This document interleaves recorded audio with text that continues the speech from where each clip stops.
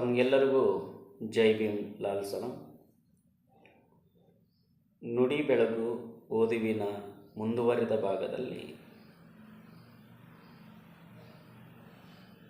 ಇಂದು ದೀಪಾ ಹಿರೇಗುತ್ತಿಯವರ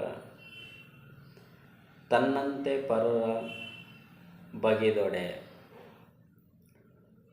ದೀಪಾ ಹಿರೇಗುತ್ತಿ ಅವರ ತನ್ನಂತೆ ಪರರ ಬಗೆದೊಡೆ. ತನ್ನಂತೆ ಪರರ ಬಗೆದೊಡೆ.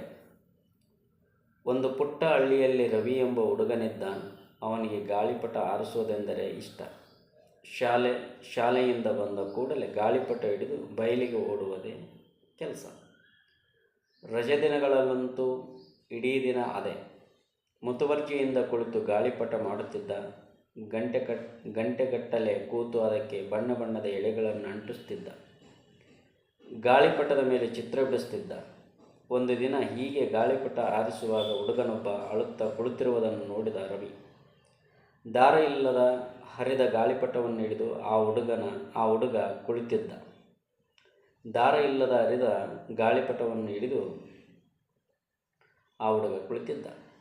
ತನ್ನ ಗಾಳಿಪಟ ಸರಿಪಡಿಸಲು ಪ್ರಯತ್ನಿಸುತ್ತಾ ತನ್ನ ಪ್ರಯತ್ನ ವಿಫಲವಾಗುತ್ತಿರುವುದಕ್ಕೆ ಹುಡುಗ ಅಳುತ್ತಿದ್ದ.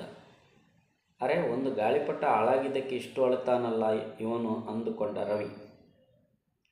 ಅವತ್ತು ಗಾಳಿ ಬಹಳ ಇದ್ದ ಕಾರಣವೋ ಏನೋ ರವಿಯ ಗಾಳಿಪಟ ಕೂಡ ಎತ್ತರದ ಮರಕ್ಕೆ ಸಿಕ್ಕಿ ಹಾಕಿಕೊಂಡಿತ್ತು.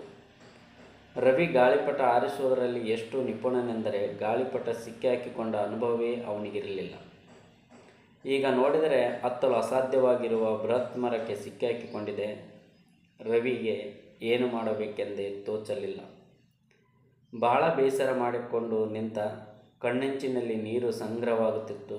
ಆದರೆ ಆಗ ತಾನೇ ಪಕ್ಕದಲ್ಲಿರುವ ಹುಡುಗ ಹತ್ತಿದ್ದಕ್ಕೆ ಕಸಿವಿಸಿಕೊಂಡಿದ್ದ ರವಿ ಆದಷ್ಟು ಕಣ್ಣೀರು ಕೆನ್ನೆಗಿಳಿಯದಂತೆ ಪ್ರಯತ್ನ ಪಡುತ್ತಿದ್ದ. ಆ ಪಕ್ಕದಲ್ಲಿದ್ದ ಹುಡುಗ ಸಮಾಧಾನ ಮಾಡಿಕೊಂಡು ಹೇಳಿದ, ಬೇಜಾರಾಯಿತು, ನನಗೂ ಆಯಿತು. ಗಾಳಿಪಟ ಕಳೆದು ಹೋಯಿತು ಅಂತಲ್ಲ, ಅದನ್ನು ಮಾಡಲು ನಾವೆಷ್ಟು ಸಮಯ ತೆಗೆದುಕೊಂಡಿದ್ದೇವೆ. ಪ್ರತಿಯೊಂದನ್ನು ಹುಡುಕಿ ಅಂಗಡಿಯಿಂದ ತಂದು ಗಂಟೆಗಟ್ಟಲೆ ಕುಳಿತು ಜೋಡಿಸಿದ್ದೇವೆ.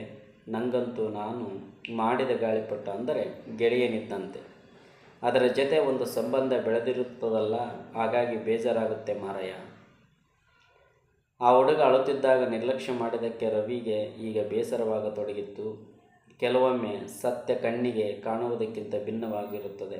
ಸಹಾನುಭೂತಿ ಎಂದರೆ ಆ ಕಾಣದನ್ನು ಕಾಣಲು ಪ್ರಯತ್ನ ಪಡುವುದು, ಬೇರೆಯವರ ಸಂಕಟವನ್ನು ಅರ್ಥ ಮಾಡಿಕೊಳ್ಳಲು ಯತ್ನಿಸುವುದು. ಆ ಕೆಲಸವನ್ನು ತಾನು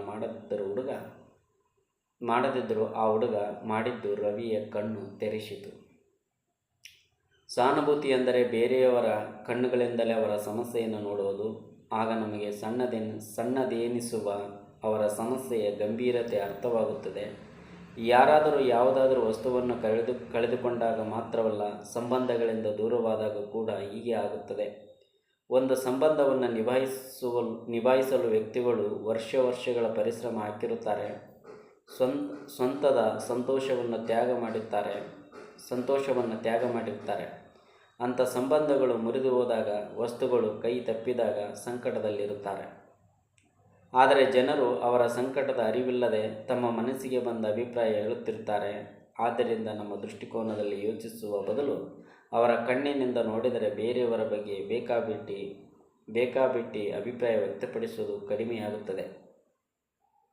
ಅಷ್ಟಕ್ಕೂ ಸಹಾನುಭೂತಿಯ ಅವಶ್ಯಕತೆ ಇಲ್ಲದ ವ್ಯಕ್ತಿಗಳು ಯಾರೂ ಇಲ್ಲ. ಹೀಗಾಗಿ ಪ್ರತಿಯೊಬ್ಬರೂ ಮತ್ತೊಬ್ಬರನ್ನು ಸಹಾನುಭೂತಿಯಿಂದ ನೋಡುವುದನ್ನು ಕಲಿಯಬೇಕು.